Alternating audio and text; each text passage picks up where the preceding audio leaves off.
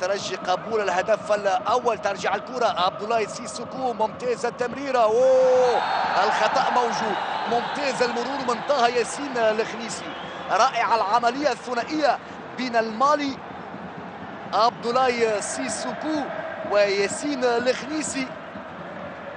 جيده الخطوات الوان تو، مخالفة خطيرة جدا على دفاع نجم المتلوي، والعملية جيدة.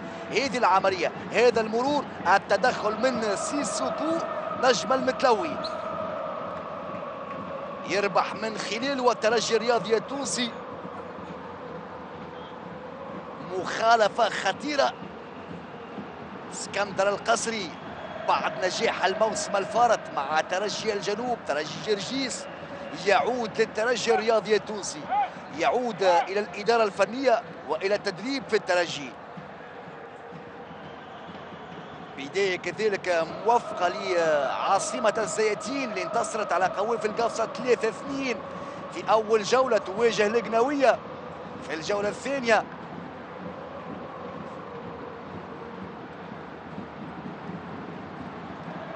حوار هشام بارك الله والجدار البشري لنجم المتلوي أيمن العياري ابن الاتحاد الرياضي المونستيري، موجود في تشكيلة نجم المتلوي.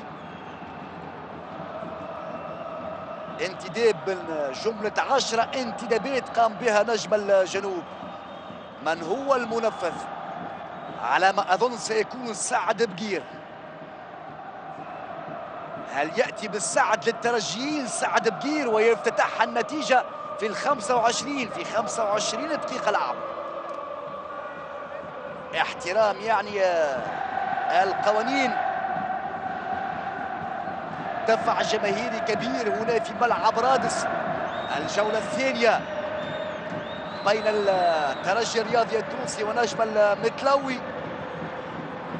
سعد بقير، ادم الرجيبي، هل تكون أولى أهداف المباراة أم لمروان بريك ولاعبي المتلوي؟ رأي آخر، قلت كرة خطيرة ياسر على دفاع نجم المتلوي.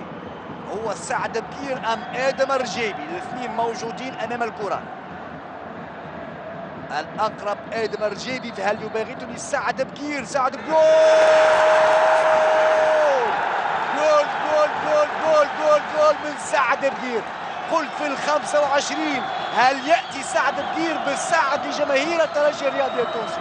رائعة العملية، ممتاز الهدف، جميل وروعة من سعد بقير. سعد بقير في 25 دقيقة لعب يعطي الأسبقية لأبناء باب سويقة في شباك مروان بريك اللي يكتفي بالمشاهدة.